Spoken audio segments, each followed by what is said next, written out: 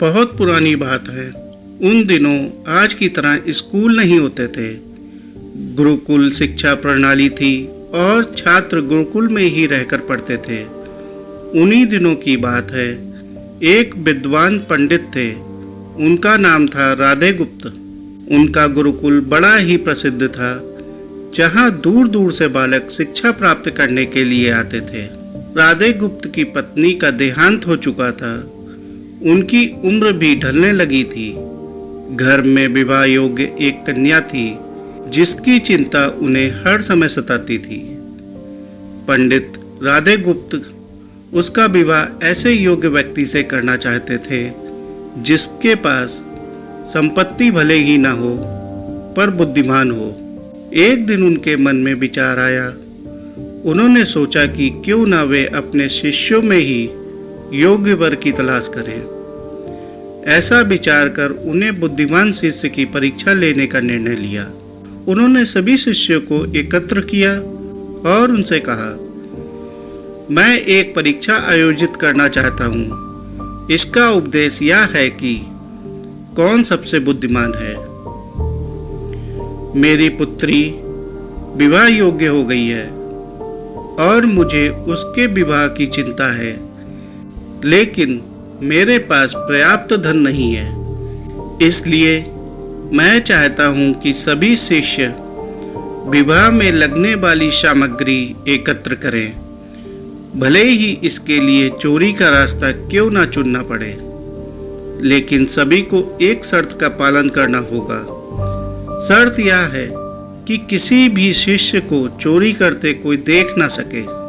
अगले दिन से सभी शिष्य अपने अपने काम में जुट गए। हर दिन कोई न कोई शिष्य अलग अलग तरह की वस्तुएं चुरा कर ला रहा था और गुरु जी को दे रहा था। राधे गुप्त उन वस्तुओं को सुरक्षित स्थान पर रखते जा रहे थे, क्योंकि परीक्षा के बाद उन्हें सभी वस्तुएं उनके मालिकों को वापस करनी थी। परीक्षा से वे यही जानना चाहते थे कि कौन सा शिष्य उनकी बेटी से विवाह करने योग्य है। सभी शिष्य अपने अपने दिमाग से कार्य कर रहे थे, लेकिन उनमें से एक छात्र रामास्वामी, जो गुरुकुल का सबसे होनहार छात्र था, चुपचाप एक वृक्ष के नीचे बैठा कुछ सोच रहा था।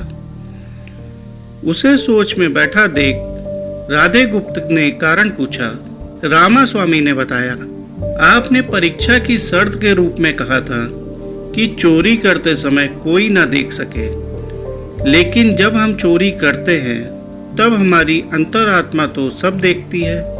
हम खुद से उसे छिपा नहीं सकते। इसका अर्थ यही हुआ ना कि चोरी करना व्यर्थ है। उसकी बात सुनकर राधे गुप्त का चेहरा प्रसन्नता से खिल उठा। उन्होंने उसी समय सभी शिष्यों को एकत्र किया और उनसे पूछा, आप सबने चोरी की? क्या किसी ने देखा? सभी ने इनकार में सिर हिलाया। तब राधे गुप्त बोले, बच्चों, क्या आप अपने अंतर्मन से भी इस चोरी को छुपा सके? इतना सुनते ही सभी बच्चों ने सिर झुका लिया। इस तरह गुरुजी ने अपनी पुत्री के लिए योग्य और बुद्धिमान वर मिल गया। उन्होंने रामास्वामी के साथ अपनी पुत्री का विवाह कर दिया।